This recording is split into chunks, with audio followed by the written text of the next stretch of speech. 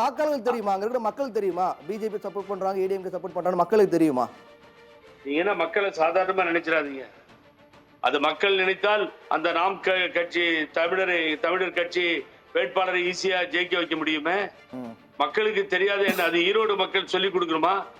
பெரியார் வழிவந்த மக்களுக்கு தெரியாமலா இருக்கும்? சிந்தனையில் சிறந்தவர்களாக இருப்பார்கள். சுயமரியாதை பகுத்துறை உள்ள மக்கள் தான் அதிகம் அங்கே இருப்பார்கள். எல்லா விஷயமும் தெரிஞ்சுதான் அது போயிட்டு இருக்கு. அப்படின்னா அதிமுகவுடைய வாக்காளர்கள் அதே போன்று பாஜகவுக்கு சாதகமாக இருக்கக்கூடிய வாக்காளர்கள் இவங்க எல்லாரும் ஓட்டு போட்டும் நாம் தமிழர் கட்சி ஆதரவு இருக்குன்னு தெரிஞ்சும் புறக்கணிச்சிருக்காங்க அப்படின்னு சொல்ல வரீங்களா? கரெக்ட். இப்பதான் நீங்க பாயிண்ட்டுக்கே வந்தீங்க. பின்னாடி 2 கட்சிகள் வேட்பாளரை போடாமல் வேடிக்கை பார்த்தது. நீங்க நல்லா கவனிக்கணும். 7 இடங்கள்ல டெபாசிட் போச்சு. 12-13 இடத்துல அதிமுக 3வது இடத்துக்கு போச்சு. நாங்க தான் 2வது இடத்துல இருந்து கொக்கரிச்சார்ல பிஜேபியினுடைய தலைவர் அண்ணாமலை அன்பு நண்பர். ஏன் கேண்டிடேட் போட வேண்டியதுதானே? ஈரோடு கோட்டைன்னு சொல்லி கொங்கு மண்டலம் எங்க கையில தான் இருக்குன்னு சொல்லி ஏற்கனவே கேண்டிடேட்டை போட்டு கொஞ்சம் 6 ஓட்டுல தான் டெபாசிட் தப்பிச்சுது எடப்பாடி பழனிசாமிக்கு. ஏன் இந்த தடவை கேண்டிடேட் வித்ட்ரா பண்றாரு அவரு?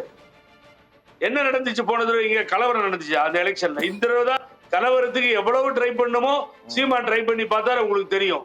தகாத வார்த்தைகளை பயன்படுத்தினார், தந்தை பெரியாரை இழிவாக பேசினார். நான் அந்த கட்சியை தடை செய்ய வேண்டும் என்று எகெயின்ஸ்ட் மாடல் கோட் ஆஃப் கான்டக்ட்னு சொல்லி அதை ஃபைல் பண்ண எல்லாம் நடந்தது, கம்ப்ளைண்ட் கொடுத்தேன். ஆகவே இதையெல்லாம் மக்கள் பார்த்து கொண்டுதான் இருக்கிறார்கள். மக்களுக்கு தெரியாம ஒண்ணுமே கிடையாது. மக்கள் தீர்ப்பு, மகேசன் தீர்ப்பு, என்ன தீர்ப்பு கொடுத்தாலும் ஏற்றுக்கொள்ள வேண்டும்.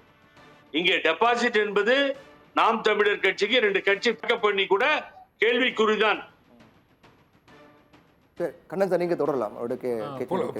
எனக்கு ஒரு கேள்வி. இந்த வாக்கு எண்ணிக்கை தபால் வாக்கு எண்ணிக்கை முடிஞ்ச இந்த முடிவை இப்போ அறிவிச்சிருக்காங்க. திமுக 197 வாக்குகள், இந்த நோட்டா 18 வாக்குகள், இந்த நாம் தமிழர் 13 வாக்குகள் பெற்றிருக்கு. நோட்டா 2வது இடத்துல வந்திருக்கு சார். என்னதான் நினைக்கிறீங்க? நோட்டா 2வது இல்ல, நாம் தமிழர் கட்சி 2வது இடத்துல இருக்கீங்க.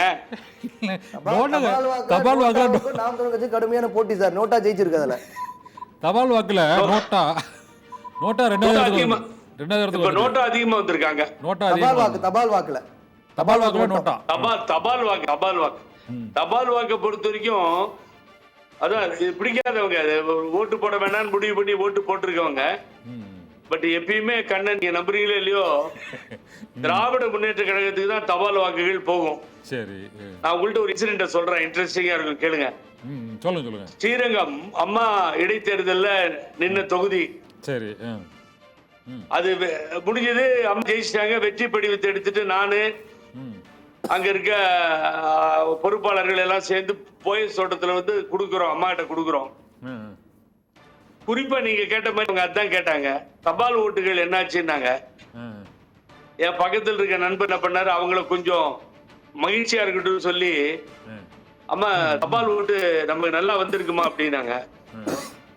அவங்க சிரிச்சாங்க. நான் சொன்னேன், இல்லம்மா தபால் ஓட்டு வரல, நமக்கு 90% டிஎம்கே போயிடுச்சுங்கம்மா அப்படின்னு சொல்லி சொன்னேன். அப்ப அவங்க சொன்னாங்க, இவர் கரெக்ட் புகழேந்தி, எனக்கு தெரியும், நமக்கு தபால் ஓட்டு வராதுங்க அப்படின்னாங்க. அவங்க ஓப்பனாவே சொல்லிட்டாங்க, தபால் ஓட்டு நமக்கு வராங்க. அதனால அங்க ஓகே, ஸ்ரீரங்கத்துல ஓகே. இங்க ஈரோடு கிழக்குல நோட்டா அதிகமா போட்டிருக்காங்களா தபால் வாக்குல? சார் இல்ல மிகவும் படித்தவர்கள் ஒரு சேஞ்சஸ் பாக்குறாங்க. திமுகவுக்கு போக வேண்டிய புலேந்தர் ஒரு நிமிஷம், அந்த கடுமையான போட்டி ஏன்னு சொல்றாரு. நோட்டாவுக்கும் நாம் தமிழருக்கும் கடுமையான போட்டி, இறுதியில நோட்டா வின் பண்ணுது. அத நீங்க அங்க தேடி பிடிச்சு நாம் தமிழர் நோட்டாவோட கொண்டு வரீங்க. இல்ல கரெக்ட். பட் இங்க பிரச்சனை என்னவா போகுதுன்னா, 7668 வாக்குகள் வந்திருக்கு. இது இப்ப எவ்வளவு முடிஞ்சது? அரௌண்ட் ஒரு 40,000 votes. அப்ப மீதி 1,10,000 வாக்குகள் எண்ணப்பட வேண்டியிருக்கும் இல்லையா? அப்ப இன்னொரு பாதி போகும். ஆக டெபாசிட்டை ஓரளவுக்கு இழப்பது என்பது தெரிகிறது, உறுதியாக தெரிகிறது. நான் என்ன சொல்லிட்டு இருக்கேன் கண்ணன், ரொம்ப இம்பார்ட்டன்ட் பாயிண்ட். சத்தியம் டிவி மூலியமா யாருக்கும் ஒரு கட்சி அங்க நிக்கல, எதிர்த்து திராவிட முன்னேற்ற கழகத்தை எதிர்த்து நாம் தமிழர் என்ற கட்சி நிக்கவில்லை. அங்க 3 கட்சி நிக்குதுங்க. 2 பேர் பேக்கப் பண்றான். ஓ, நாம் ஒண்ணு தமிழருக்கு வந்து backup. பாரதிய ஜனதா கட்சி, ம் இன்னும் இந்த அதிமுக எடப்பாடி அணி அதிமுக, ம் ம் இவங்க 2 பேரும் அதாவது திமுகவினுடைய எதிர்ப்பு ஓட்டுகளை இப்படி பயன்படுத்தி உள்ள கொண்டு போய் நாம் தமிழர் கேண்டிடேட் கொடுத்து ஏதாவது பண்ணி அங்க ஒரு டர்னிங் பாயிண்ட கொண்டு வரணுமா ட்ரை பண்றாங்க. ஆனா இந்த மாண்புமிகு தமிழக முதல்வர் திமுகவும் இந்த களத்துல என்னாலும் ஆகட்டும் டெபாசிட் வரக்கூடாதுங்கிறதுல கண்ணும் கருத்துமா இருக்காங்க. எனக்கு புரியுது அது. சோ திமுகவை பொறுத்த வரைக்கும் இந்த ஆள் டெபாசிட் வாங்கக்கூடாது, இந்த கட்சி டெபாசிட் வரக்கூடாதுங்கிறது அவங்களுடைய மொத்த கால்குலேஷன். சோ டெபாசிட் போனா முடிஞ்சது, அவ்வளவுதானே. நீங்க தந்தை பெரியாருக்கு எதிர் பேசுறதுக்கு கிடைத்த ரிசல்ட் எடுத்துக்கலாம். ஆனால் நாம் தமிழர் கட்சி மாத்திரமல்ல, இந்த படு தோல்வி பாரதிய ஜனதா கட்சிக்கும் அதிமுகவுக்கும் பொருந்தும். பாரதிய ஜனதா கட்சிக்கு என்ன ஓட்டு இருக்குன்னு எனக்கு தெரியாது கண்ணன். ஆனா அதிமுக பின்னாடி இருந்து எடப்பாடி பழனிசாமி விட்டு கொடுத்து வேடிக்கையை பார்த்தாருங்கிறது எல்லாருக்கும் இப்ப புரியும். சரி. அதனாலதான் கொஞ்சம் அந்த நீங்க சொல்ற ஓட்டாவுக்கெல்லாம் கொஞ்சம் ஓட்டு வருது, அது போட்டி போடுது. அதுதான் உண்மை. ஏடிஎம்கே ஓட்டு கண்ணாபிடான்னு பிரிஞ்சு போச்சு. ஓ தொடர்ந்து ஓட்டு போடவே எக்கச்சக்கமா இல்ல.